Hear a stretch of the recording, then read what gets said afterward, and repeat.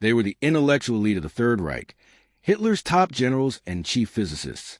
They learned about Hiroshima not from a press briefing or a military telegram, but while locked away in the quiet confines of a British prison. Their immediate, unfiltered reaction, a desperate cocktail of shock, denial, and chilling realization, was captured in its entirety by hidden microphones. What they uttered next absolutely stunned Allied intelligence officers. Some listeners initially dismissed the recording as theatrical nonsense. They could not comprehend the reality of what America had just unleashed. Others grasped the horrifying truth instantly. Germany, for all its brilliant minds and colossal effort, had chased the wrong weapon throughout the entire war. But it was a cold, desolate pronouncement of one general that forced the silence. His stark words revealed, in agonizing detail, the exact moment the Third Reich lost its final, fleeting chance at victory. The secret recording. August 6, 1945. The setting was deceptively peaceful. Farmhall, England. It was presented as a country retreat, but in reality, it was a high-security prison for the enemy's most dangerous minds. Inside, 10 of Hitler's foremost nuclear scientists believed they were simply waiting out the war's inevitable conclusion, sheltered from accountability. They were wrong. British intelligence had deployed a sophisticated surveillance operation. Every corner, every conversation, every whisper was meticulously recorded by hidden microphones. The scientists were completely unaware they were living under a lens. That evening, a high-ranking British officer walked into the parlor, bearing news that would change everything. He told them the air thickened in the detention room. The Allied officer delivered the news that would shatter their reality. Hiroshima, an entire city vaporized by the power of a single device, a single bomb. The expected shock never came. Instead, the listening post recorded a chorus of disbelief. Some prisoners stared, mouths agape. Others erupted in bitter, mocking laughter. This was propaganda, they insisted. A sick, clumsy Allied lie intended to terrorize. This captured dialogue was precisely what Allied commanders needed to hear, confirming the utter denial gripping the Nazi scientific elite. Towering above them all in influence was Werner Heisenberg, the brilliant, ruthless architect of the Reich's own, stalled nuclear ambitions. He dismissed the report with contempt. Impossible, he declared, his voice cold with certainty. The Americans lacked the necessary technology. This is baseless Allied fabrication. The other physicists, veterans of Hitler's desperate projects, readily agreed, convinced it was just another desperate attempt to paint Germany's inevitable fate in shades of fear. But the Allied officer held the final card. He did not argue. Instead, he simply supplied the raw data, the terrifying scale of the blast, the catastrophic destruction radius, the deadly, lingering effect of radiation. The calculations hit Heisenberg like a physical blow. The defiance drained from his face, replaced by a ghastly, silent comprehension. He snatched a sheet of paper. His pen flew across the page, his mind desperately racing to reverse engineer the apocalypse. Digit after frantic digit confirmed the impossible truth. His hands moved with desperate speed, filling the paper with the numbers of force unleashed by his enemies. The smoke still choked the field surrounding Mortain. The savage fury of Operation Luttich had faded, leaving behind a dreadful silence broken only by the wet, sickening crackle of burning steel and abandoned vehicles. Inside the shattered hulk of their Sherman, Lieutenant Carl Hartmann wiped the thick oil and grit from his eyes. He scanned his surviving crew. Gunner Earl Bishop was slumped against a breech, numbly checking sight alignment, his face pale plaster beneath the soot. Loader James Ortega meticulously sorted the remaining rounds, a ritualistic act of precision against the surrounding chaos. Driver Tony Vitelli was barking clip responses into the radio handset, his voice frayed, arguing with whatever shattered remnant of command remained functional. The German armored thrust aimed squarely at Avranches had been repulsed, but at a price that chewed through the company roster. Lieutenant Hartmann knew the immediate danger was past, but the subsequent fight, the bureaucratic one, had just begun. He looked at the empty space where George marks had been earlier that day, another name to be etched onto the bloody ledger. Accountability would follow the artillery barrage. Every shell fired, every decision made under fire, would be scrutinized by officers far from front line. The weight of command settled heavily on Lieutenant Hartmann's shoulders.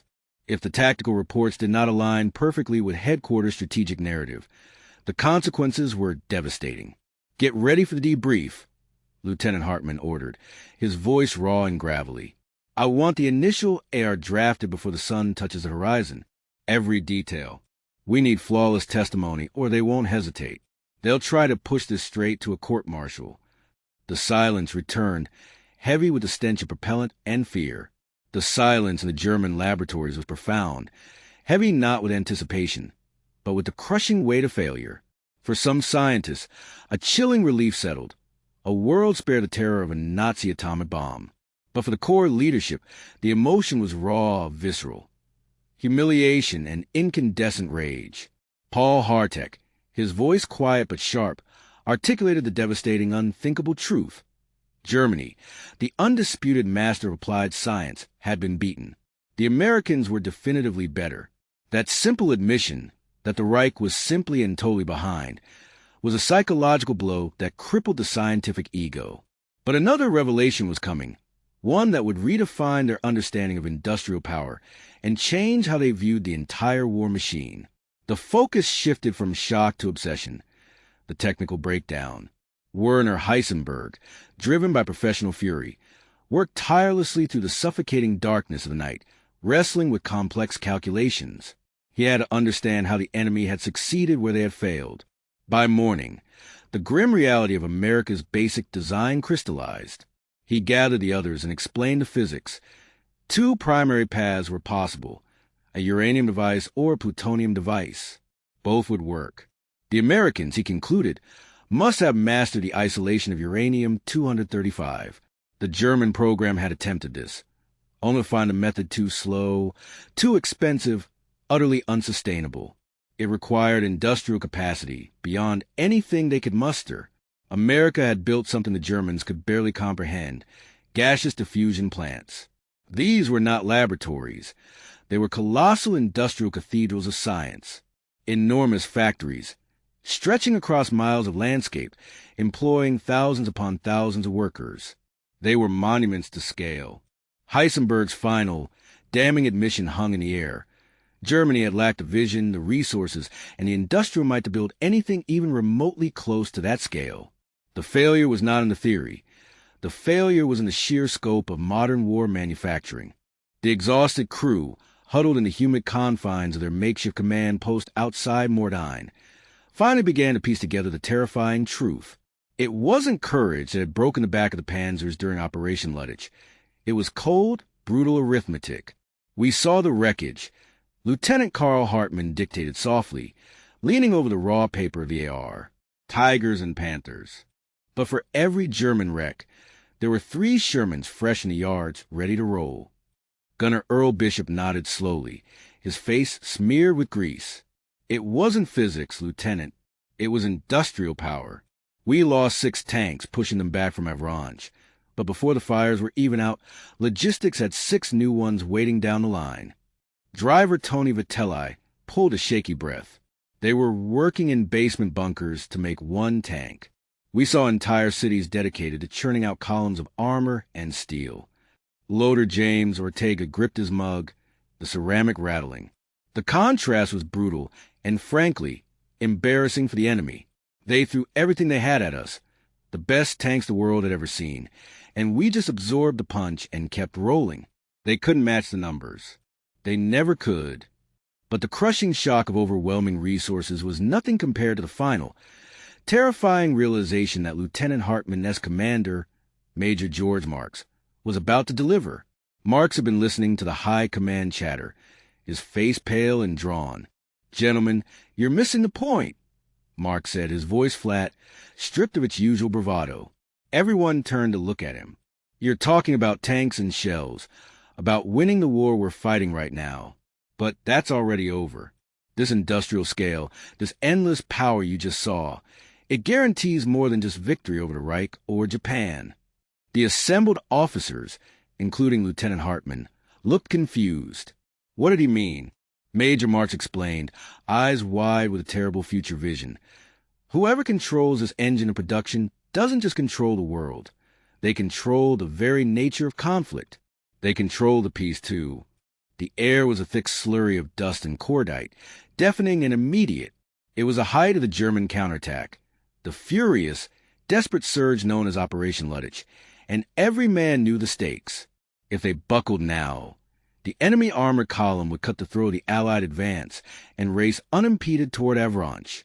Inside the sweltering turret of the Sherman, Lieutenant Carl Hartmann yelled through the intercom, his voice hoarse against the ringing of nearby explosions. "Traverse right, 20 degrees. Find the source of that heavy fire, Bishop." Earl Bishop, the gunner, twisted his controls, his breath sawing in his chest. "I see him, Lieutenant. Big son of a tiger eye." 10 o'clock, dug into the farmhouse ruins. A German 88 millimeters round scream passed, striking the ground 50 yards short and throwing a geyser of pulverized earth and shrapnel into the sky. "Load, AP. Now, Ortega, we need to punch through that frontal plate." Hartmann commanded. James Ortega, the loader, muscles burning, slammed the heavy armor-piercing shell into the breach. Up and ready, Lieutenant." "Vitelli, move us. Reverse hard behind that hedgerow. Give Bishop time for a clean shot." Tony Vitelli, the driver, wrestled the heavy controls, the Sherman shuddering backward to the ruins of Mortain. Every yard gained was a measure of survival. A second Tiger shell hit the wall beside them, spraying the hull with concrete fragments. George Marks was pinned down a short distance away, frantically trying to rally the remaining infantry. "Fire!" Hartmann gave a command, holding his breath as the main gun recoiled with a seismic jolt. The projectile streaked across the intervening ground, finding its mark with a sickening clang. The Tiger's turret erupted in an instantaneous burst of white flame and boiling black smoke. "Direct hit! Target suppressed." Bishop shouted, relief flooding his voice. Hartmann sagged against Commander's seat, the intensity momentarily crippling. The line had held, but the night was far from over. He knew that when the smoke cleared, Colonel Vance would demand a detailed AR. And if, God forbid, they had broken ranks or abandoned their position, the consequences would be swift and severe. A court-martial. They had survived this 5 minutes of hell. But the fight to keep the road to Avranches open had just begun. The brilliance was there. Werner Heisenberg, a Nobel laureate, the undisputed master of quantum mechanics. But in the crushing calculus of global conflict, genius alone cannot secure victory. The Reich needed security, stability, and the unrestricted flow of capital. America possessed all three. Germany, conversely, was already bled white, fighting a desperate war across too many ravaged fronts. German scientists convinced themselves they were safe, shielded by the vast expanse of the Atlantic Ocean. But the true sanctuary was not geographic. It was economic. The numbers tell a story more painful than any battlefield defeat. Germany's fledgling nuclear program mustered perhaps 100 scientists, a critical mass of intellect, yes, but not a critical mass of industrial might. Across the Atlantic, the Allied effort was a financial leviathan, an overwhelming surge of resources. The Manhattan Project mobilized over 130,000 workers. The budget gap sealed the fate of the atomic race. Germany invested barely $50 million. The United States poured over $2 billion into the effort, 40 times the commitment. The gap was insurmountable. "We never stood a chance," one scientist would later whisper, the realization of poison in his mouth.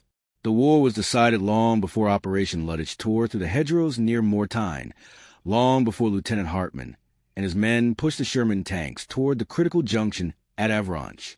The ultimate defeat was structural. It lay not in tactical failure demanding an AR, nor in the panicked decision that might lead to a court-martial, but in a profound failure of understanding that transcended military strategy. It was a fatal, crippling blindness. This was Hitler's fatal mistake. The conversation, now steeped in historical inevitability, shifted, focusing on the character and command of the Führer himself. The true horror was not what the Führer knew, but what he categorically rejected.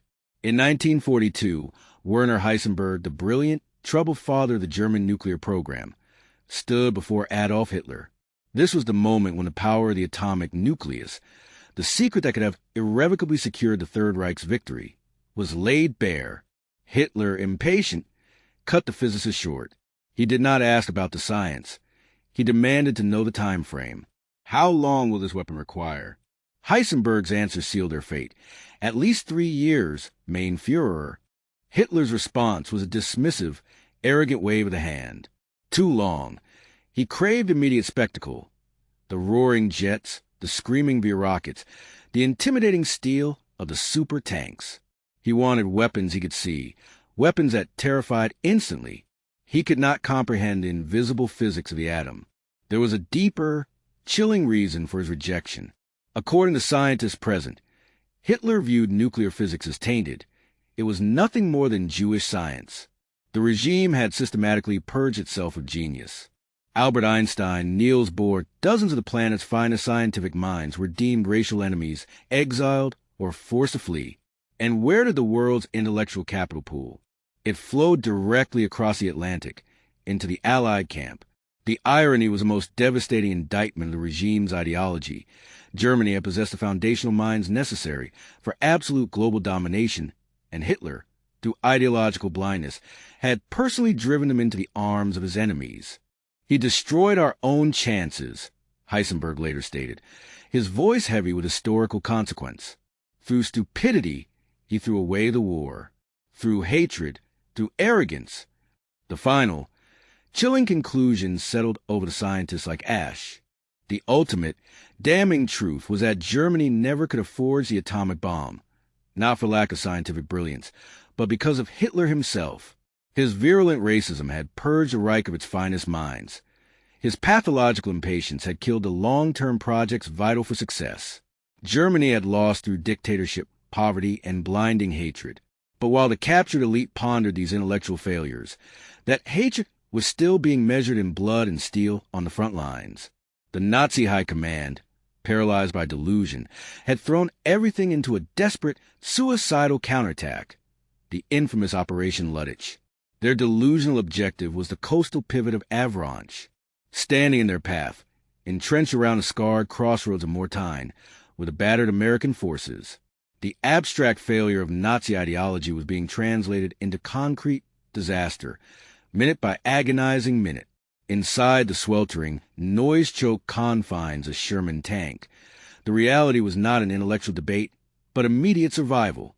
Lieutenant Carl Hartmann, the tank commander, gripped the lip of the turret, his voice raw from shouting orders. A dense column of German armor, Panthers, sleek and deadly, was emerging from the tree-line, target bearing 305. Hartmann roared above the diesel engine's howl. Gunner Earl Bishop locked onto the lead tank, his body absorbing the shuddering vibrations of the approaching barrage.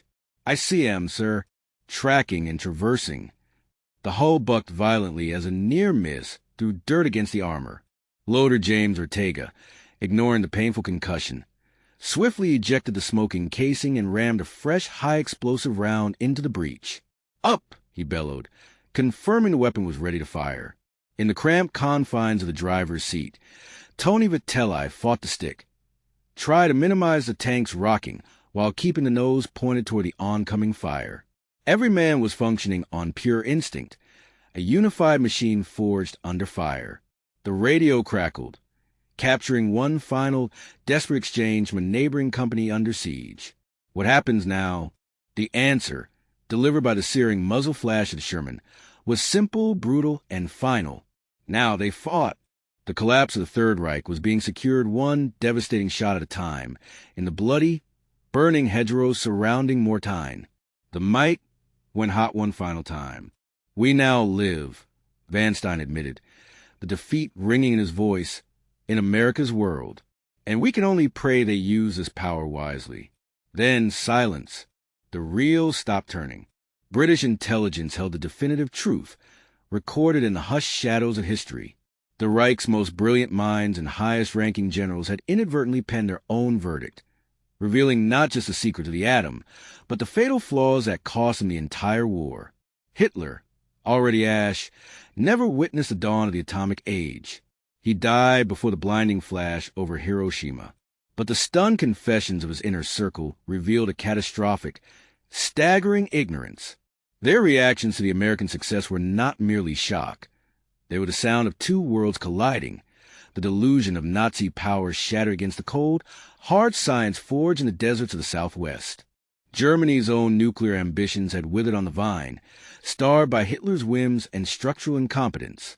The devastating implications of Hiroshima and Nagasaki rendered the defeat absolute. It was a psychological, crushing blow. Hitler's fatal ignorance regarding the true power of the atom was a final cost. In that moment of scientific terror, the captive German researchers finally understood the chilling truth.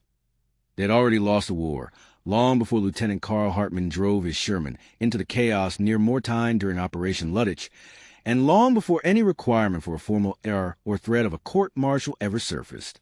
The defeat was engineered in physics, not on the battlefield.